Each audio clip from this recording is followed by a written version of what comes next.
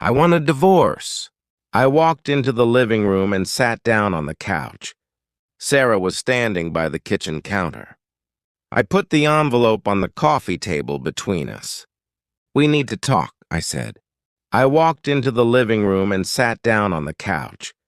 Sarah was standing by the kitchen counter. I put the envelope on the coffee table between us. We need to talk, I said. I want a divorce. Sarah didn't move.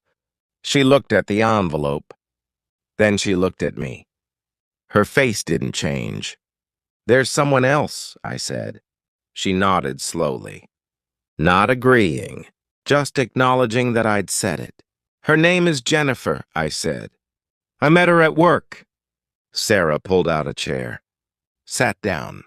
Her hands were flat on the table. How long? She asked. 8 months. She looked at the window. The afternoon light was coming through the blinds. She didn't cry. The envelope has the lawyer's information, I said. I already talked to him.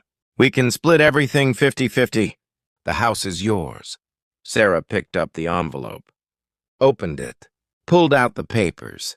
She read the first page, then the second. She didn't say anything. I don't want this to get ugly, I said. We can do this clean. She put the papers back in the envelope, set it down, looked at me. When are you leaving? She asked. Today, I said. Jennifer's outside, in the car. Sarah's eyes went to the window.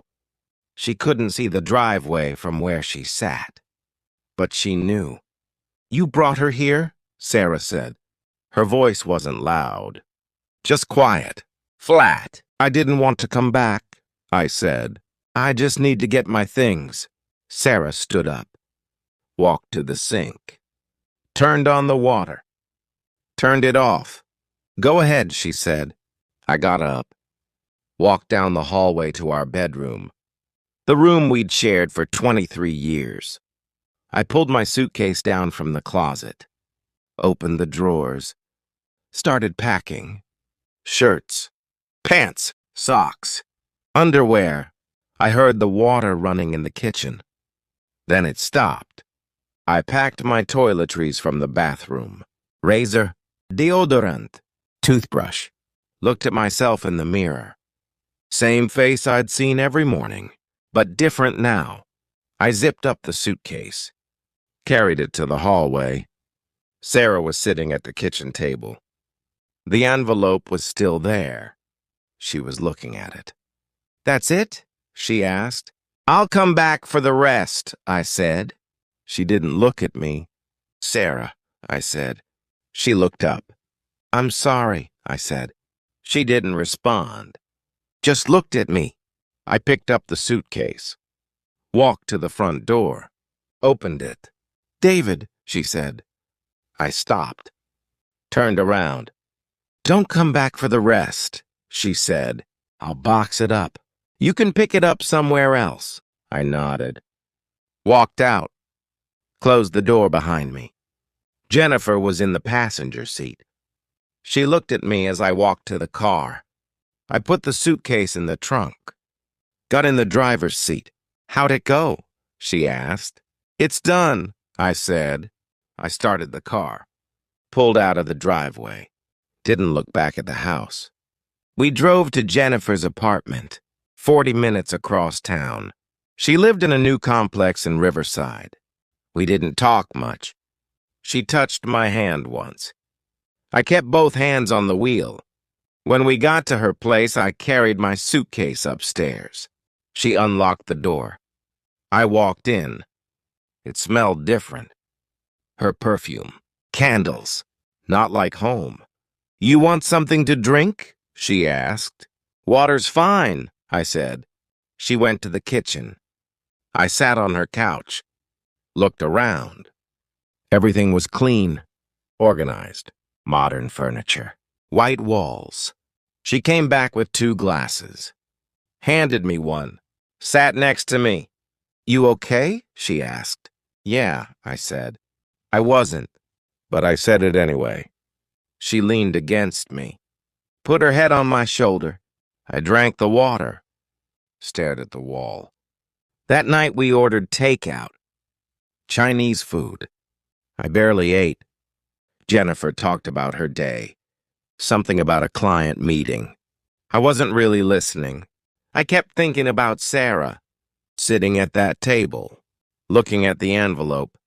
"David," Jennifer said. "Yeah, you're not here. Sorry," I said. "Just tired." She kissed me. "Let's go to bed." We went to her bedroom. I lay down. She curled up next to me, fell asleep fast. I stared at the ceiling. Couldn't sleep. Around 2 in the morning, I got up, walked to the kitchen, poured myself whiskey from her cabinet, sat on the couch in the dark, drank it slow. My phone was on the coffee table.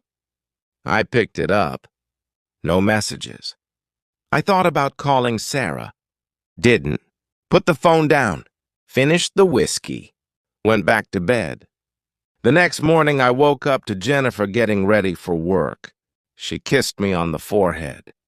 "I'll be back around 6, she said. "Make yourself at home." The door closed. I lay there for another hour. Finally got up, made coffee, sat at her small kitchen table, looked at my phone. Still nothing. I called my office, told them I was taking a personal day. They said fine. I sat there all morning. Didn't turn on the TV, just sat. Around noon, my phone buzzed. A text from Sarah's lawyer. Paperwork was ready to be reviewed. Asked when I could come in. I texted back tomorrow. Another buzz. Sarah's sister, Karen. "What the hell did you do?" I didn't respond. Turned off my phone. That afternoon, I drove around. No destination. Just drove. Ended up at a park near our old house. Sarah and I used to bring the kids there. Long time ago. I sat on a bench. Watched people walk their dogs. Couples holding hands. Kids on the swings. Stayed there until it got dark. When I got back to Jennifer's, she was already home. "Cooking dinner." "Where were you?" she asked. "Just driving," I said. "You okay?" "Yeah. We ate dinner. Pasta." She talked about her day again. I nodded along. After dinner, she suggested a movie. We sat on the couch. She picked something on Netflix. I don't remember what it was. Halfway through, she fell asleep. I turned off the TV, sat there in the quiet. This was my life now. This apartment, this couch, this woman. I didn't feel happy. I didn't feel sad. I just felt like I was watching it happen. I went to bed around midnight. Lay there, eyes open. Thought about Sarah. What she was doing right now. If she was awake too. I closed my eyes. Didn't sleep. The next morning, I went to the lawyer's office. A place downtown. Tall building. Glass windows. I took the elevator to the 8th floor. Walked into the reception area. Gave my name. They told me to wait. I sat in a leather chair. Looked at my phone. Nothing. 10 minutes later, a man in a suit came out. "David," he said. "Yeah, I'm Richard." "Come on back." I followed him to a conference room. Papers were already spread out on the table. "Have a seat," he said. I sat down. He went through everything. Asset division, retirement accounts, the house, debt. "Sarah's agreed to all of this?" I asked. "She has her own attorney," Richard said. "But yes, she's reviewed the terms." I looked at the papers. My signature line was blank. "Any questions?" he asked. "No," I said. "Then we just need your signature here, here, and here." He handed me a pen. I signed. "That's it?" I asked. "We'll file this week," he said. "Should be finalized in about 60 days. 60 days. 23 years. 60 days to end it." I stood up, shook his hand, walked out, got in my car. Sat there for a while. Then I drove back to Jennifer's. She wasn't home yet. I let myself in, sat on the couch, looked around the apartment. Still didn't feel like mine. My phone buzzed. A text from my son, Greg. "Dad, what's going on?" I stared at the message.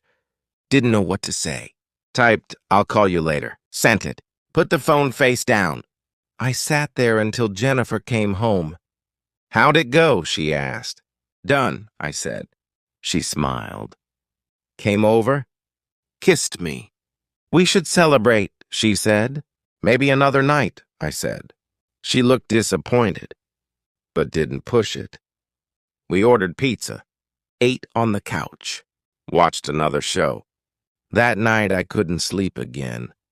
Got up, went to the bathroom, looked at myself in the mirror. Same face, different life. I went back to bed, lay there. Jennifer was asleep next to me, breathing steady. I stared at the ceiling, thought about the house, Sarah's face, the envelope. This was what I wanted, wasn't it? I closed my eyes. Morning came. I got up, made coffee, sat at the table. Jennifer came out, already dressed for work. "I'm heading out," she said. "Okay." She kissed me, left. The apartment was quiet. I sat there, drank my coffee, looked out the window. Another day. The divorce was finalized in February, 63 days after I signed the papers. I got the notification by email. I was at work when it came through, sitting in my cubicle, staring at my computer screen. Subject line, "Final Decree, Dissolution of Marriage." I opened it, read it, closed my laptop, went to the bathroom, locked myself in a stall, sat there for 20 minutes. When I came back, my coworker Jim asked if I was okay. "Yeah," I said. "Just needed a minute." That night, Jennifer wanted to go out. "Celebrate," she said. We went to an Italian place. She ordered wine. I had scotch. "To new beginnings," she said. We clinked glasses. I drank. She talked about maybe getting a bigger place, something we could share, really share. I nodded, ordered another scotch. The next week, I moved more of my stuff into her apartment. Boxes from storage, clothes I'd picked up from Sarah's. She left them on the porch. Didn't see her. Jennifer made space in her closet, cleared out 2 drawers. "This is exciting," she said. I hung up my shirts. Didn't say anything. 3 months in, things were routine. I'd wake up. Jennifer would already be getting ready. I'd make coffee. We'd kiss goodbye. I'd go to work. Same job I'd had for 18 years. Sales management. Office in Irvine. Clock in. Emails. Meetings. Conference calls. Lunch alone most days. Sometimes with Jim. Talked about sports. Never about Sarah. Clock out at 5. Drive back to Riverside. Traffic on the 91 was always bad. Get home around 6:30. Jennifer would usually be there, making dinner or ordering in. We'd eat, watch TV, go to bed. Same routine, different place. 6 months in, my daughter Emily called. "Dad, can we talk?" "Sure, sweetheart. I'm getting married," she said. "In October." "That's great," I said. Silence. "Mom's helping plan it," she said. "Of course. I want you there too," she said. "But I need you to understand something." "What's that?" "Jennifer can't come." I didn't say anything. "Dad?" "I heard you. I'm sorry, but Mom, it's your wedding," I said. "Whatever you want." "Thanks, Dad." We hung up. Jennifer asked who it was. "Emily," I said. "She's getting married." "That's wonderful," she said. "When is it?" "October. We should start looking at flights." I looked at her. "I'm going alone," I said. Her face changed. "What?" Emily asked me to. That's ridiculous, Jennifer said. We're together. It's her wedding. So I'm just supposed to sit here? It's one weekend. She didn't talk to me for 2 days. The wedding was in Denver. That's where Sarah's family was from, where we got married, where the kids grew up. I flew out on a Friday, checked into a Holiday Inn, not the venue hotel. Didn't want to run into people. The wedding was Saturday afternoon. Outdoor ceremony. Beautiful weather. I sat in the back. Sarah was in the front row. She didn't look back. Emily looked beautiful. White dress, flowers in her hair. Her husband's name was Mark. Seemed like a good guy. During the vows, I watched Sarah. She was crying. Happy crying. I looked away. At the reception, I sat at a table in the corner. Greg came over. Hey, Dad. Hey, son. He sat down. How you doing? He asked. Good, I said. You? Good. Awkward silence. Job's going well? Yeah, he said. Got promoted last month. That's great. More silence. Dad, I gotta ask, he said. Was it worth it? I looked at him. What? Leaving Mom? He said. For Jennifer. Was it worth it? I didn't answer. Forget it, Greg said. He got up. Walked away. I sat there alone. Watched people dance. Watched Sarah dance with Emily. I left before the cake cutting. Went back to the hotel. Ordered room service. Bourbon. Sat on the bed. Turned on the TV. Didn't watch it. Flew back Sunday morning. Jennifer picked me up from the airport. How was it? She asked. Fine. Did you talk to Sarah? No. Good. We drove home in silence. A year passed. Then 2. Then 3. Work stayed the same. Meetings. Quarterly reviews. Annual raises. Jennifer and I moved to a bigger apartment. 2-bedroom. Better part of town. She talked about marriage sometimes. I'd changed the subject.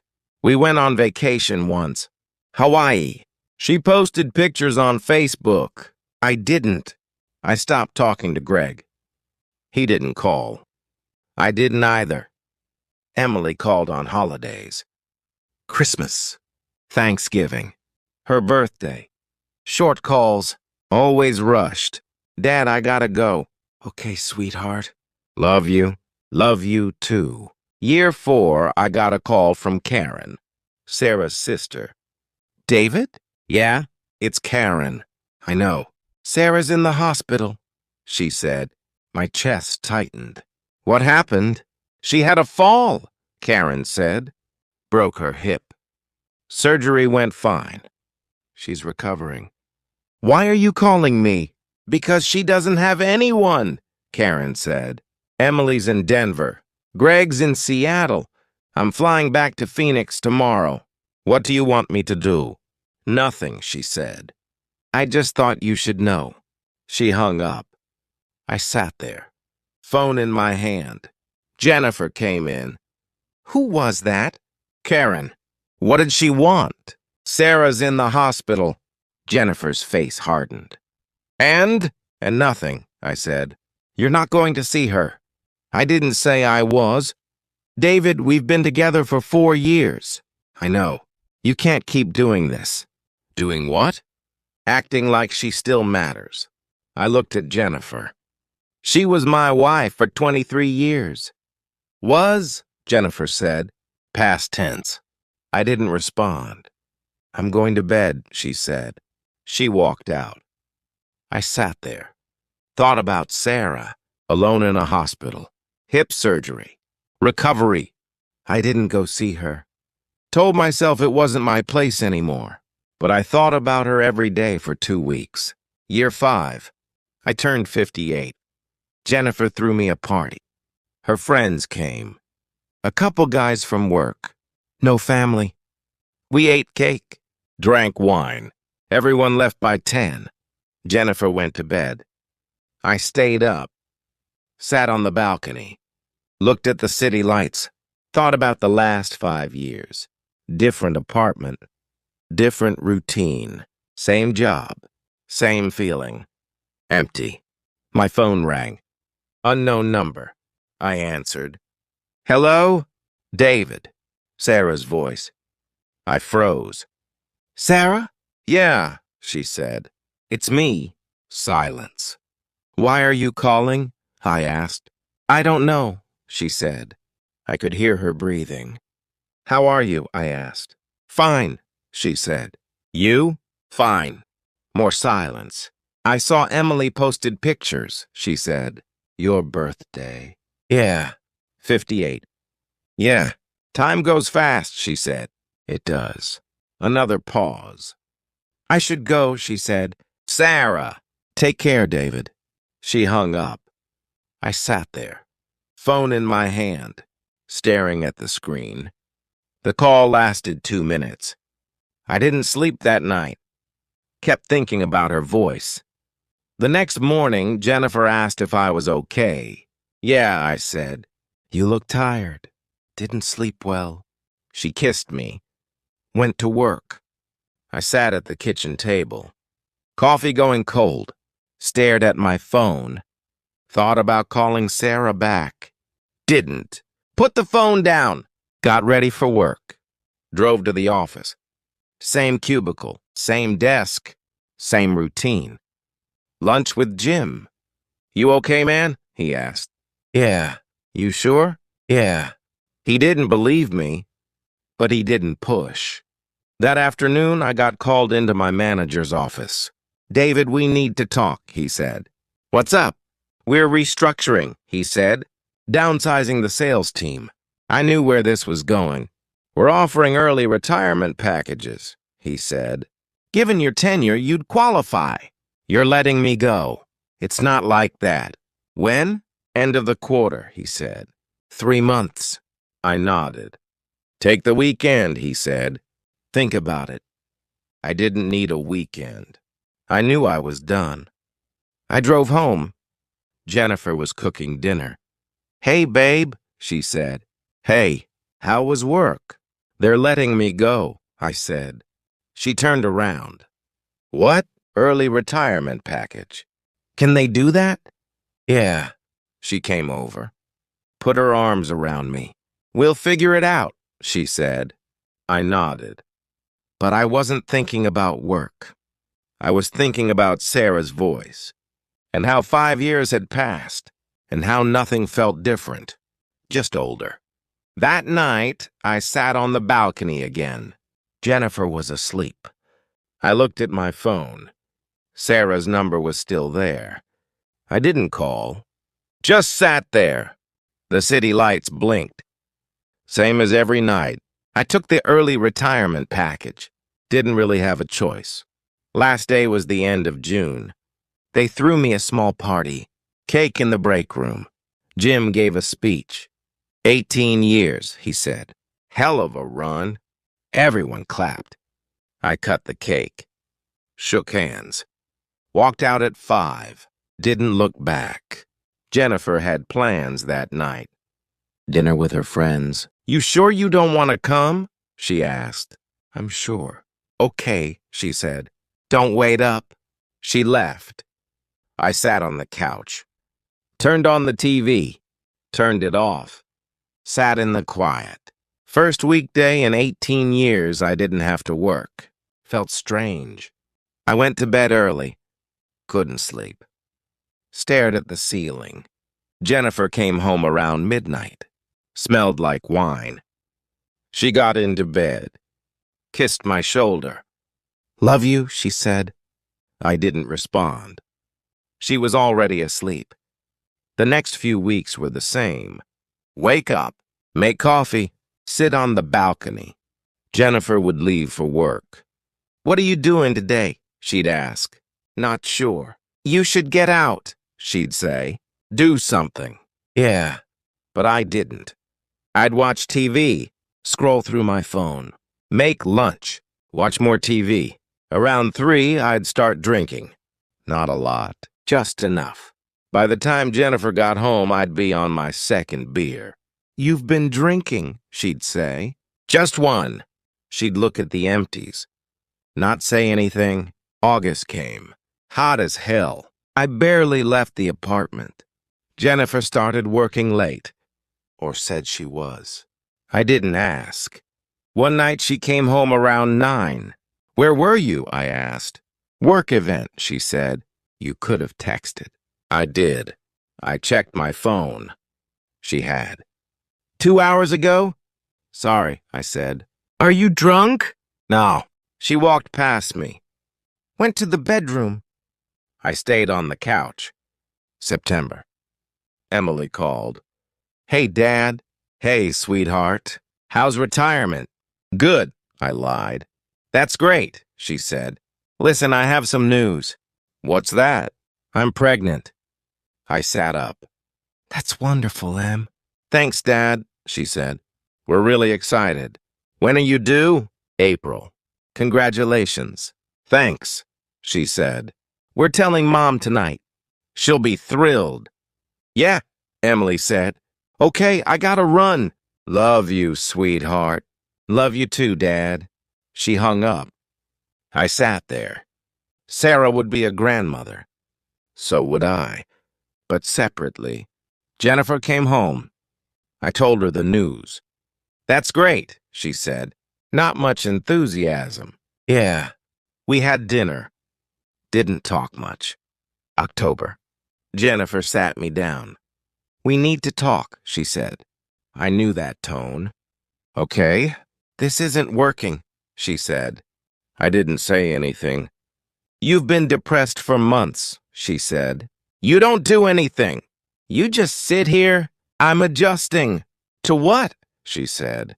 "You've been retired for 4 months. It takes time." "David, I can't do this anymore." I looked at her. "What are you saying?" "I think we need some space," she said. "You want me to leave?" "I think it would be good for both of us.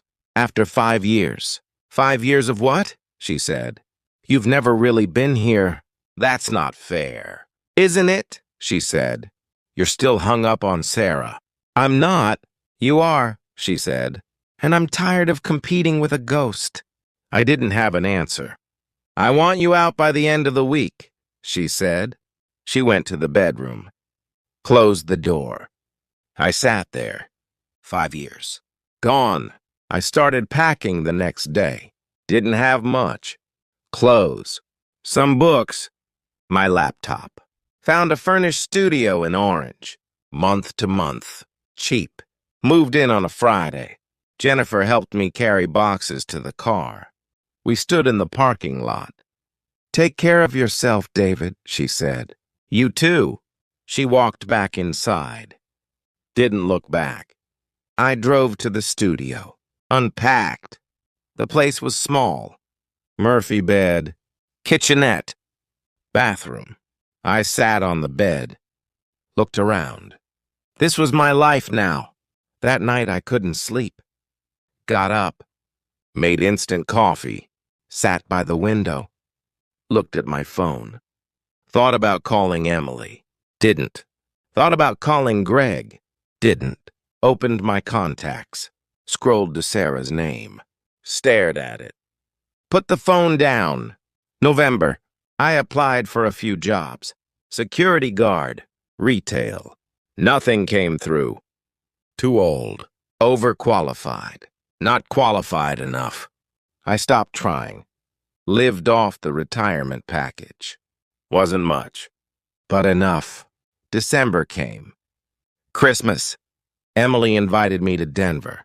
"Just for a few days, Dad." I bought a ticket. Flew out on the 23rd. When I got to their house, Sarah was there. She was in the kitchen, helping Emily with dinner. We made eye contact. She looked away. "Hi, Sarah," I said. "Hi, David." That was it. Dinner was awkward. Marcus tried to keep conversation going. Talked about the baby, nursery plans, names they were considering. I nodded along. Sarah barely looked at me. After dinner, I went outside. Stood on the porch. cold as hell. The door opened. Sarah came out. "Need some air?" she said. "Yeah." She stood next to me. We didn't talk for a while. "How have you been?" she asked. "Okay," I said. "You?" "Okay." More silence. "I heard about Jennifer," she said. "Yeah. I'm sorry." "Don't be." She looked at me. "Was it worth it?" she asked. Same question Greg asked. I didn't answer. "That's what I thought," she said. She went back inside. I stood there, watched my breath in the cold air, went back in 20 minutes later, slept on the couch, left the next morning, told Emily I had to get back. She didn't ask why. Flew home, back to the studio, sat on the bed, opened a beer, sat there until it got dark. January, New Year, new decade. Nothing changed. I woke up, made coffee, watched TV. Emily had the baby in April, a girl, named her Claire. I flew out for a weekend, met my granddaughter, held her for maybe 10 minutes. Sarah was there again. She held Claire most of the time. Looked natural. I felt out of place. Flew back Sunday. May. I got a call from a number I didn't recognize. "Hello? David, it's Jennifer. Haven't heard from her in 7 months." "Hey, how are you?" she said. "Fine." "Listen, I'm sorry to call out of the blue," she said, "but I have something of yours." "What?" "Some mail came here," she said. "Looks important." "What is it?" "Something from the bank," she said. "Can you forward it?" "I'd rather not," she said. "Can you pick it up?" "When?" "I'm here now," she said. "If you want to come by." I drove to Riverside. The apartment. Our apartment. Her apartment. Knocked on the door. She opened it. Looked different. Hair shorter. Dressed up. "Come in," she said. I stepped inside. Everything looked the same, but different. New pictures on the wall. Different couch. "You redecorated," I said. "Yeah." She handed me an envelope. "Bank statement. Forwarded from my old address." "Thanks." "Sure." Awkward silence. "You want coffee or something?" she asked. "I'm okay." She nodded. "How have you been?" she asked. "Good," I lied. "You look thin." "I'm fine." More silence. "I'm seeing someone," she said. "That's good." "His name is Mark," she said. "He's a teacher. Good for you." "David." "I should go," I said. "Okay." I walked to the door. Stopped. "Jennifer." "Yeah?" "I'm sorry," I said. "For what?" "For wasting your time." She looked at me. "You didn't waste my time," she said. "You just weren't there." I nodded. Left. Drove back to the studio. Sat on the bed. Opened the envelope. Bank statement. Overdraft notice. I was running out of money. Lay back. Stared at the ceiling. 59 years old. Divorced. Alone. Broke. Phone rang. Unknown number again. I answered. "Hello? David. Sarah." "Hey, I need to ask you something," she said. "Okay?" "I'm selling the house," she said. "The house?" "Our house." "Okay," I said. "I'm moving to Denver," she said. "To be near Emily and Claire." "That makes sense." "There's some things here," she said. "Your things. I need you to come get them." "When?" "This weekend," she said. "Saturday." "I'll be there." "Okay?" She hung up. Saturday came. I drove to Riverside. The old house. Hadn't been there in 6 years. Sarah's car was in the driveway. For sale sign on the lawn. I parked. Walked to the door. Rang the bell. Sarah opened it. "Hi," she said. "Hi."